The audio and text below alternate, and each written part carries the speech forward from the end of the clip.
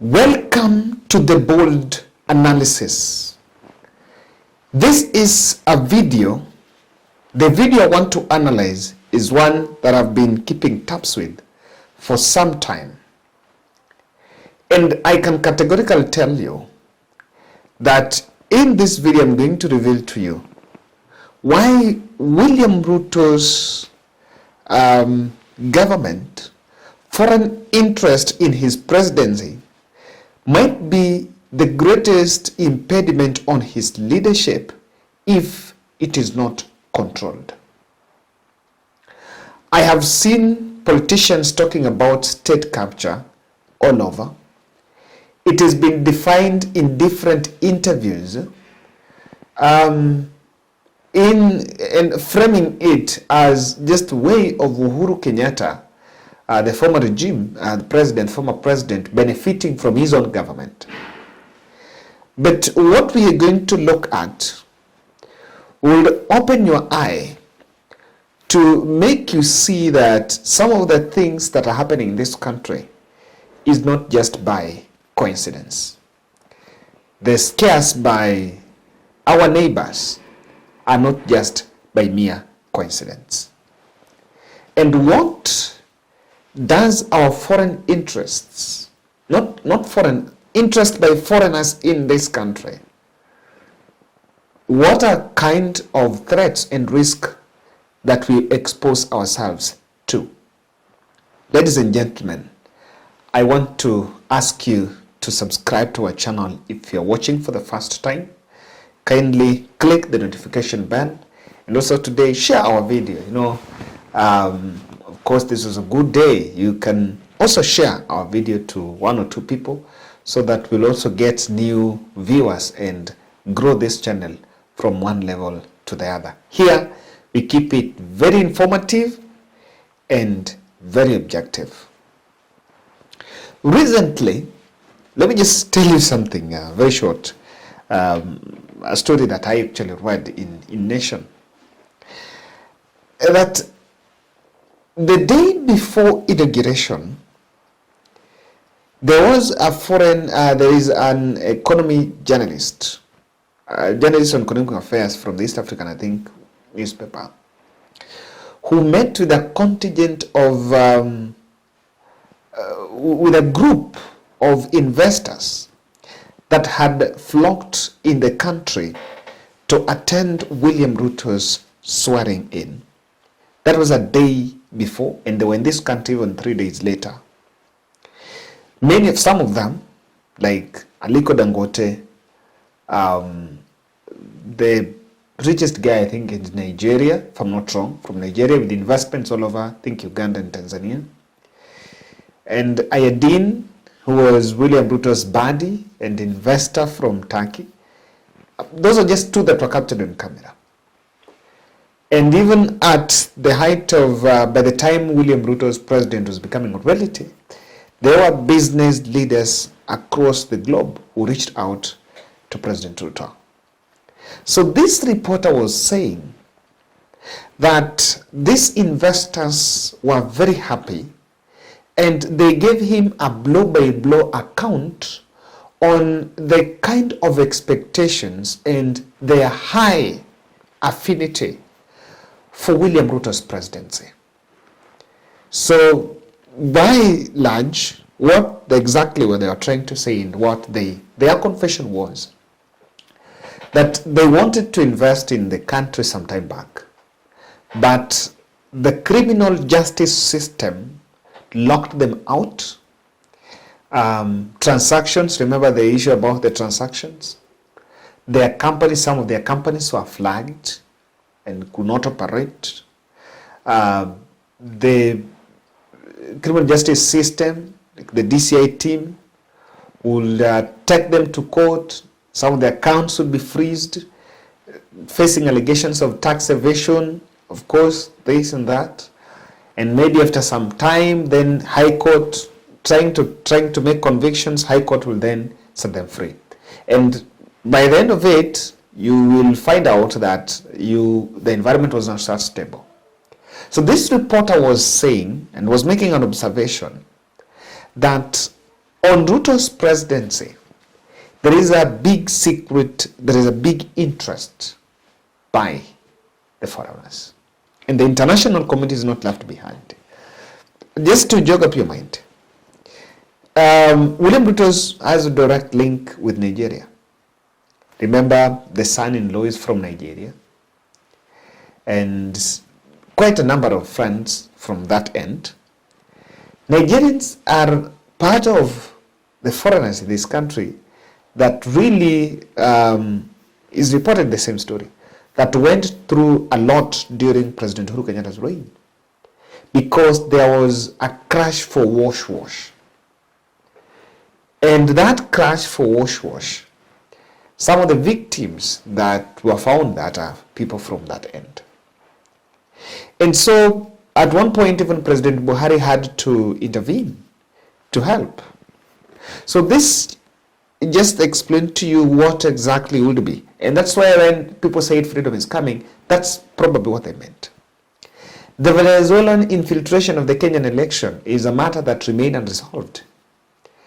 And while many would ask, wondering why would Kinoti be pushed to resign or would Kinoti resign? Remember, the question of Venezuela was not conclusively told to Kenyans, even after meeting the IBC.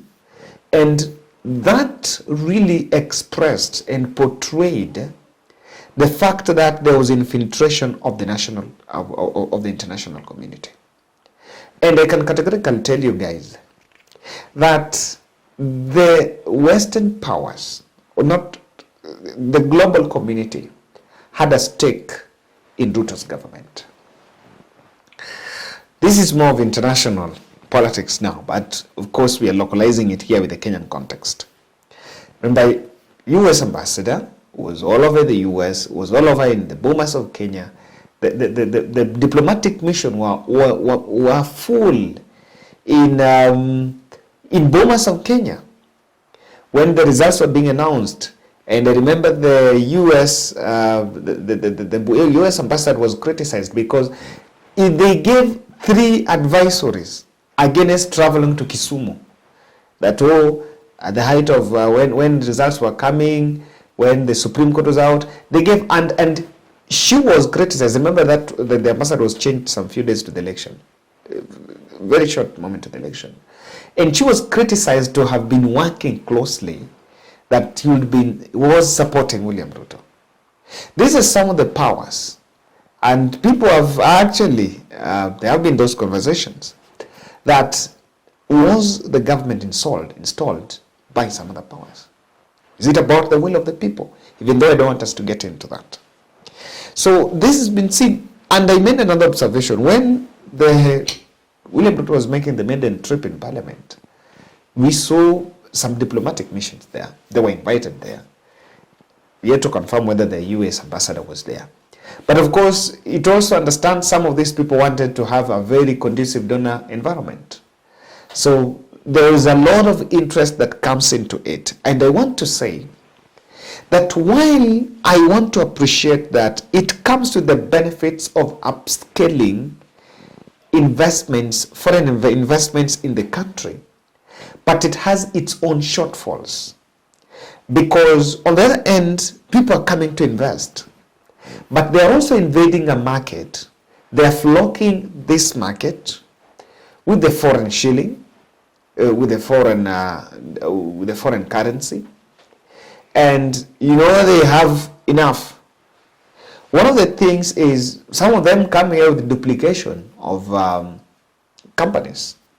For example, in this country we have companies that produce cement, and there are those investors that we know have interest in those areas, and they will still come here, and because there is another environment, maybe try to do some value addition, but introduce a product that still exists.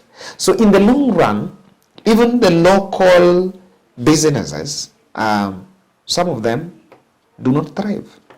The local investment is also hampered, even though we understand that this is a matter of market strains. However, I want to say that this kind of interest, to me, is something that is worrying. And that is why when you saw the Ugandan soldier boss making threats to Nairobi, it was more, to me, it was no more just fake and dismissing. There is something to it, and it opens the lid on our foreign policy, the foreign stake in our country, and what exactly we are dealing with. The second aspect that this brings is unfavorable policy on imports. Remember, we export flour, horticulture. One of our exports, I think, is tourism. Tourism is our export, by the way. Tunauza. Though it's an export that is not easy mobile, it's an export here. And tea. Our tea is one of the best in all over the world. People in Dubai will tell you that they want tea from Kenya. The organic foods are from this area. Now, however, we also have our imports. I want to use a very good example. There have been a story, and if you follow keen, you realize that there was a story, not a story, but there is a reporting that emerged that we were able to buy, we could still buy cheap fuel from Russia or somewhere, but we are buying fuel from sources that are expensive. But it's because we are favorable, we are kind of tied to those countries, even though we know that they are selling to us fuel at prices that are lower, and we know somewhere else we can get. So when you have such friendships, it doesn't augur well, and sometimes it influences your import. For example, closest home, fertilizer. Did you know that the subsidized fertilizer was from Morocco? And because Morocco was giving us fertilizer, when there was that altercation between the Moroccan country and that Al-Saad country, and that other country they were fighting with, we had to, just in a short while, we were in a diplomatic tiff where we recalled association with one country that was fighting with Morocco, but then it was against the wish and the will of the UN, and we had to rescind those decisions. So you can see how we found ourselves in some very uncomfortable situations, in very embarrassing environments, because of those foreign links. Of course, I say that cooperation between governments, bilateral and multilateral talks, are important, but then it also has its own, and that's why I say that some of these policies may not, and we may find ourselves doing good areas that are not. Now, regional conflicts. These regional conflicts emerge, and some of them are engineered back home, where one country or some feel like this is not it. Now, as we talk, China, US, and France, and these European and the Asian countries are struggling to get our attention. Sisi sasa tumekuwa bikira, tunatafuta kila mtu. Today that was on Monday, there was a mission, a delegation from US that was sent by Biden. China is calling every day, knocking, asking, how are we going to work together? Now, this interest can explode and actually engineer some regional conflicts, especially within home. But lastly, strained review of our debt servicing. I want you to imagine, we have SGR here, we've reverted some port operations, and it seems that decision do not augur well with the paper that we had, the agreement that we had with the people that helped us made that SGR, because they were supposed to pay themselves from it for some time before giving it back to Kenyans. And we want to review debts. Someone might have supported during campaigns, or might have supported to install government and talk to Raila. It's not that easy. The Secretary General of UN had to speak with Raila. Called Raila, and I know Raila never just said what exactly they discussed, but there was something. So I wanted to make this on the international politics that is playing home. It's one of the most interesting, and if you follow international politics, you'll really understand, and this will make you put the Kenyan situation into a context. We're dealing with a more complex situation where I want to believe, and I've always said, and I continue repeating, if there were forces within this country that wanted election to go otherwise, they would have. Which were those powers that were above those? Are the local, the deep powers. That's why I talk about the deep forces. I talk about unmasking the deep forces that stopped Raila Odinga presidency. And they're back. You're dealing with it, but William Ruto is shrewd and lethal and is meticulous. It's a test of time to see how it points out. And ladies and gentlemen, that's my bold.